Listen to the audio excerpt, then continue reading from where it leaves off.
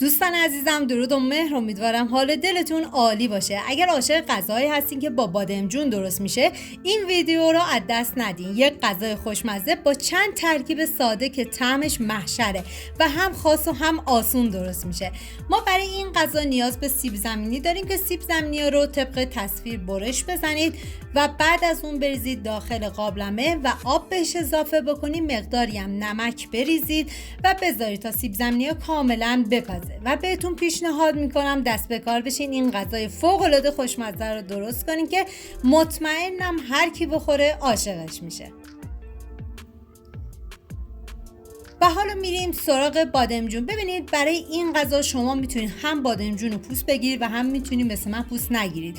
ببینید بادمجون که پوستشون نمیگیرن برای اینکه میخوان ظاهر غذاشون قشنگتر بشه. ولی شما اگه دوست نداشتین میتونید بادمجون رو پوست بگیرید و بعد از اون استفاده بکنید. بادمجون رو باید بذارید داخل فر با دمای 180 درجه به مدت 15 دقیقه باشه و بعد از اون آماده است. من مقدار نمک بهش میزنم و میزنم به مدت 20 دقیقه کنار تا ترخی بادمجون کاملا گرفته بشه. من بادمجون رو گذاشتم داخل سرخ‌کن بدون روغن. شما میتونید داخل فرم بذارید. و حالا قارچی هم که داریم باید کاملا ریزش کنیم. و ما نیاز به پیاز داریم که پیازم به صورت نگینی کاملا ریزش میکنم. این غذا اینقدر خوشمزه و لذیذه که واقعا هر کی بخوره عاشقش میشه. و ما برای این غذا نیاز به پیازچه داریم که پیازچه هم کاملا ریزش میکنیم.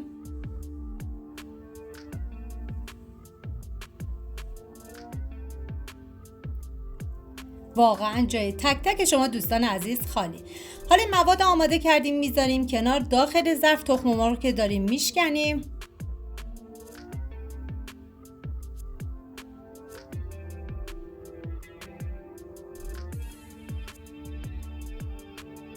و حالا مقدار شیر بهش اضافه میکنیم. ببینید من اندازه های دقیق و داخل دیسکریپشن نوشتم. و پیازچه و همچنین ادویه ها شامل نمک و فلفل قرمز هستش. هم میزنم تا کاملا با هم دیگه مخلوط بشن. ببینید شیر این مرحله رو میتونید حذف بکنید. این دیگه کاملا سلیقه‌ای و اختیاری هستش و تو طعمش هم تاثیر آنچنانی نداره. و سیب زمینیایی که پختم من ریختم داخل ظرفی و یک عدد کره، یعنی 2 قاشق غذاخوری کره بهش اضافه میکنین و کاملا با هم دیگه پورشون میکنین. و حالا این مواد آماده کردیم میذاریم کنار. داخل تابه مقدار کمی روغن میریزیم و پیازهایی که ریز کردیم بهش اضافه میکنیم. هم میزنیم و میذاریم تا پیازها کمی نرم و شیشه‌ای بشن.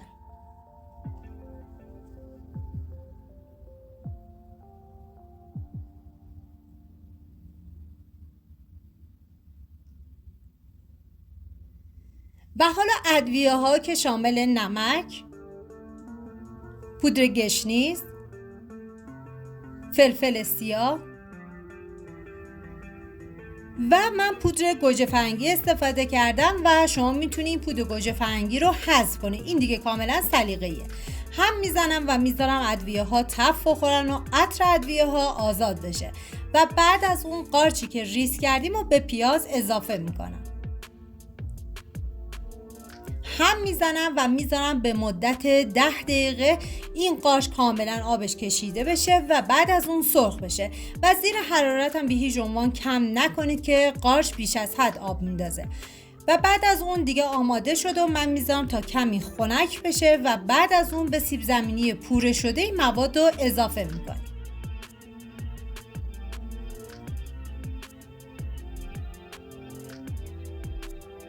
و حالا نصف لیوان شیر رو به سیب زمینی اضافه میکنیم و 100 گرم پنیر پیتزا.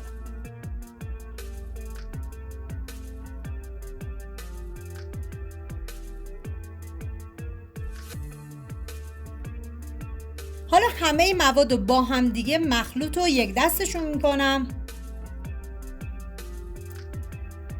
ببینید نمک این مرحله رو تست کنید. اگه دیدید نمکش کمه بهش نمک بزنید.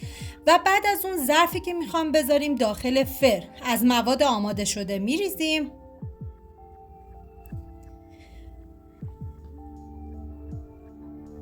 و بعد از اون این مواد رو باید بذارید داخل فری که از قبل گرم شده با دمای 180 درجه به مدت نیم ساعت و بعد 5 دقیقه آخرم که گریل رو روشن میکنیم. حالا بعد از این که من مواد پوره شده رو ریختم، حالا بادمجونا رو روی مواد سیب زمینیمون میچینم. این دیگه کاملا سلیقه، به هر مدلی که بخوام میتونین تزیینش کنین. و بعد از اون مواد تخم مرغی رو میریزم و میذارم داخل فر به مدت نیم ساعت. دوستان عزیزم، اگه ویدیو مورد پسندتون بود و تا این لحظه کانال رو سابسکرایب نکردید، خوشحال میشم سابسکرایب کنید و اگه ویدیو رو هم دوست داشتید لطفاً ویدیو رو لایک کنید. لایک شما باعث میشه که این ویدیو در معرض دید افراد بیشتری قرار بگیره و از این طریق هم از من حمایت میکنید. و حالا پنیر پیتزا به اندازه‌ای که دوست داریم میریزیم و بعد از اون میذارید داخل فر. من دیگه چون داخلش پنیر پیتزا ریخته بودم، از پنیر پیتزای کمتری برای روش استفاده کردم و اینم از غذای خوشمزه ما. امیدوارم درست کنید، در کنار خانواده از خوردنش لذت ببرید. ممنون از همراهی همیشگیتون. تا یه خوشمزه دیگر، بدرود.